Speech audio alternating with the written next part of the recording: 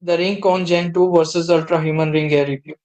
After 2 weeks of hands-on testing, Ringconn Gen 2 and Ultrahuman Ring Air both proved to be strong contenders in the smart ring space, but they serve different types of users.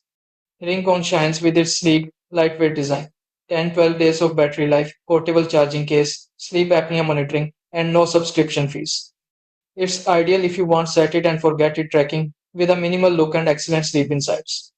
Meanwhile, Ultrahuman Ring Air offers a more premium build feel, detailed recovery and sleep scoring, and a visually appealing app with deep wellness tips and guided insights.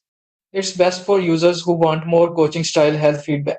However, it has a shorter battery life, 4 to 6 days, no charging case, and slightly bulkier fit.